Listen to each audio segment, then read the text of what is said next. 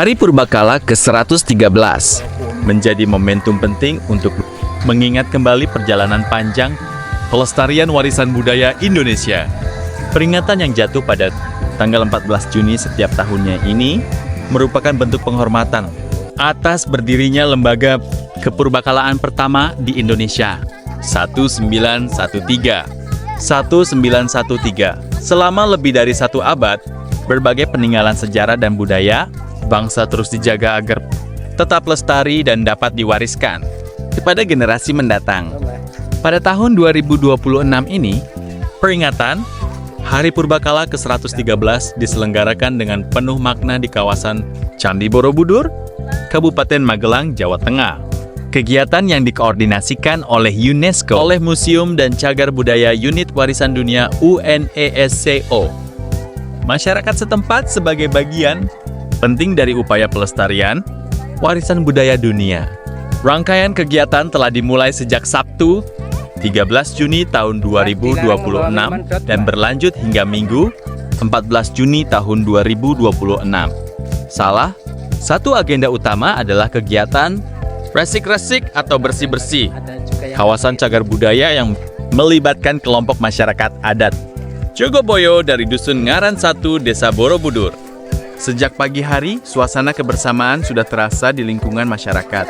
Pada pukul 7.30 WIB, para peserta berkumpul di Serambi, Masjid Miftahul Jannah sebelum bersama-sama berjalan menuju kawasan Candi Borobudur melalui pintu 7 sebagai bentuk penghormatan terhadap bangunan bersejarah yang telah berusia lebih dari 1000 tahun. Seluruh peserta diwajibkan mengenakan sandal upanat, yaitu alas kaki khusus yang dirancang untuk mengurangi gesekan pada batu-batu candi. Dengan penuh semangat, para peserta menaiki setiap tingkat candi hingga mencapai Arupa Datu, pelataran tertinggi yang menjadi simbol pencapaian spiritual dalam filosofi Borobudur. Dari tempat yang sakral, inilah mereka memulai rangkaian kegiatan yang syarat akan makna, sejarah, dan budaya. Salah satu kegiatan utama yang menjadi perhatian adalah acara bertajuk Tilik Ari-Ari. Dalam tradisi masyarakat Jawa, istilah ari-ari memiliki makna yang sangat dekat dengan asal-usul kehidupan. Melalui kegiatan ini, peserta diajak melakukan napak tilas, sejarah, dan mengenang kembali hubungan erat antara masyarakat dengan kawasan Borobudur. Kegiatan ini mengingatkan kembali pada masa pemugaran besar Candi Borobudur yang berlangsung antara tahun 1973 hingga sekarang tahun 1983. Pada masa itu, banyak warga yang tinggal di sekitar lereng candi harus direlokasi demi mendukung proyek penyelamatan dan pemugaran yang dilakukan bersama UNESCO. Langkah tersebut menjadi bagian penting dalam menjaga keberlangsungan Borobudur hingga akhirnya diakui sebagai salah satu warisan budaya dunia. Suasana haru terasa ketika Mak Suratina, salah seorang warga Dusun Ngaran, membagikan kisah tentang tanah leluhur keluarganya yang kini menjadi bagian dari kawasan taman dan pengembangan Candi Borobudur.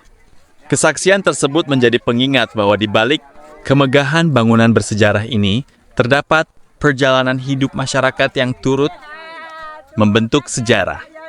Ya, saya manggilnya Makti atau Mbah Wir. Ini adalah sesepuh yang masih sehat dan panjang umur, bisa menyejahterakan Candi Borobudur.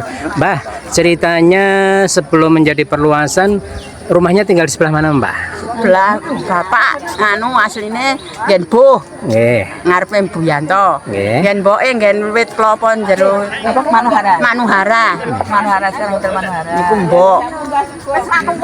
Mbok niku lho asline ngriki, bapak niku asline mriki. Niki griyane niku, bawah niku Gen pohon jati, sebelah pohon jati. Ning Gen kula niki Gen Pring. Asline Gen kula. Bawah niku.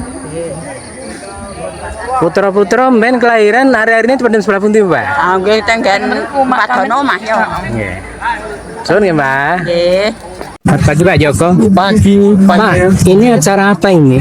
Ini adalah napak tilas dari warga Ngaran Satu tersebut yang dulunya pada rumahnya di sini pada dulu keadaan rumahnya gimana pada tahun. Jadi nanti dari adik-adik yang kecil itu tahu dulu leluhurnya itu pada berada di bawah kaki canggih. Jadi rumah dulu itu buka jendela itu sudah kelihatan canggihnya. Dengan Pak Joko, pesan moral apa yang tersampaikan dengan kegiatan ini? Ya, dengan adanya kegiatan ini kita memperlihatkan adik-adik ini bisa naik ke Candi Borobudur secara gratis, tidak dipungut Rp1, tapi dengan administrasi yang harus dipenuhi, yaitu kita bikin surat ke Balai Konservasi, kita minta izin, kita bisa naik gratis, tidak dipungut biaya Rp1. Jadi monggo warga Borobudur bisa naik candi secara gratis, tidak angel. Dan kita mengucapkan terima kasih pada Balai Konservasi Borobudur yang sudah memfasilitasi, dan tidak lupa mengucapkan selamat ulang tahun Balai Konservasi Borobudur, dan tidak lupa juga Taman Wisata Borobudur yang sudah meminjamkan perlengkapan sandal. Terima kasih semuanya warga yang. Selain kegiatan sejarah, peringatan Purbakala, Hari Purbakala juga diisi dengan berbagai aktivitas edukatif bagi anak-anak. Bertempat di selasar panggung Aksobia, mereka mengikuti permainan edukasi dan pengenalan lingkungan cagar budaya. Dengan penuh antusias, anak-anak belajar mengenal sejarah Borobudur melalui cara yang menyenangkan.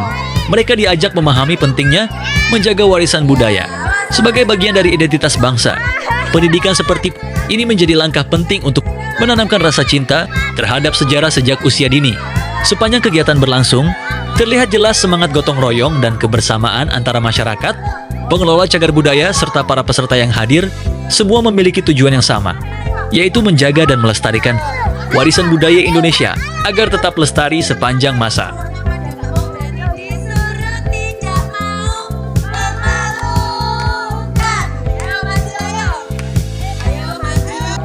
Namamu siapa, Dek? Air Ini lagi di mana, Dek Maer?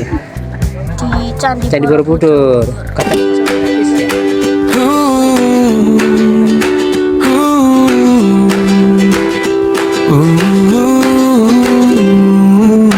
Beberapa tahun berlalu cepat, dari anak yang menjadi sahabat. Sekarang kita di ujung waktu, seragam putih jadi kenangan satu.